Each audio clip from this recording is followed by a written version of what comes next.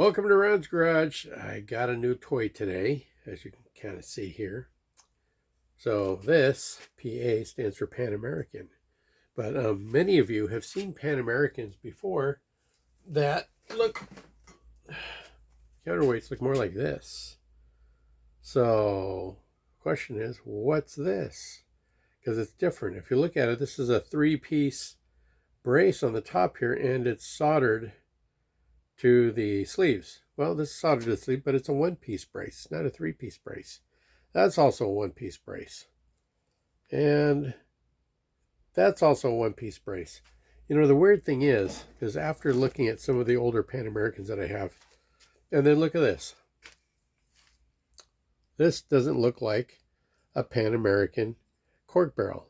Actually, it doesn't look like a Pan American slide, but yet it says Pan American on it. Look at that. It's pretty.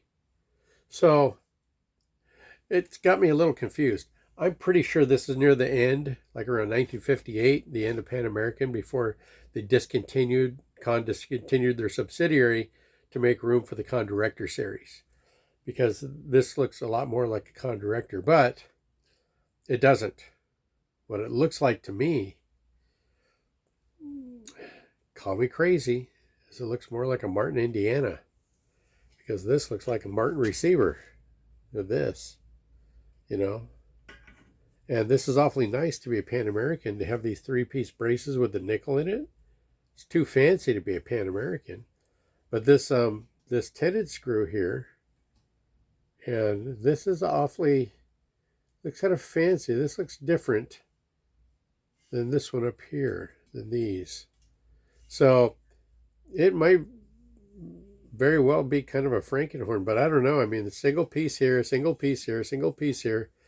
It looks like a Martin Indiana to me. But it says Pan American on it. So 7-inch bell. Sort of a squarish crook, okay? Which is like Bach and the Bischers. I don't recall if the Martins do that, but it's kind of bizarre. But I got this today, no case. And the slide was in pretty decent condition. There were no major dents on the bell. There's a dent here on the side that I took out. There's a couple here I didn't get to on the top because I just lazy. I didn't pull my dent balls out to get those. But it's a great little horn. The slide metal's kind of heavy. The bell, low pitch, kind of a heavier bell. And see the positioning of the counterweight here. Several months back, I was watching some videos, and I was watching Keith Hinton on Schmidt Music do a video review on where does it matter where the counterweight goes. And he did some tests on it.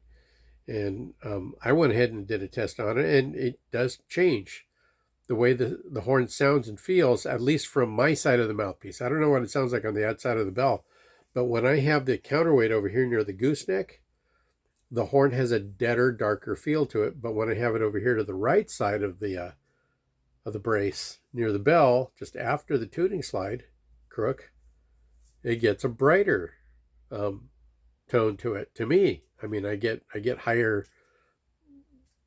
more trebly type of sound to me, and this one darker. So try it; might be fun.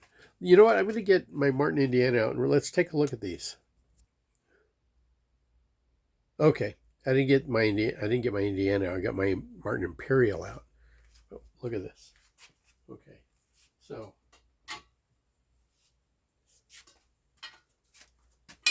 single piece, nickel, single piece. This is a custom counterweight, by the way. Look familiar? And look at the threads on this nut. Okay, and look at the groove on this. Okay, now wait, watch.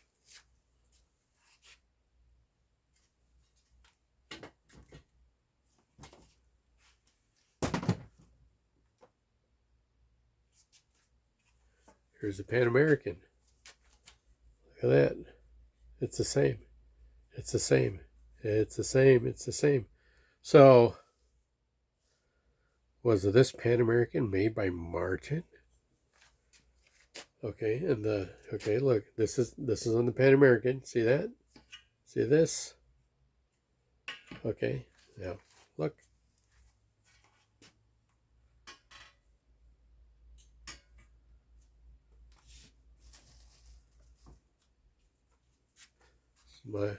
Okay. That's a Martin. This is the Martin. Except interesting thing is the one on the Pan American. These are, no, that's about right. Yeah, this flares out a little bit. Look at that. And the squared off crook. So, what do we got here? So, this doesn't look like it was made by Conn, because the Pan Americans were all made by Conn with Conn parts, but these clearly all have the characteristics of a Martin.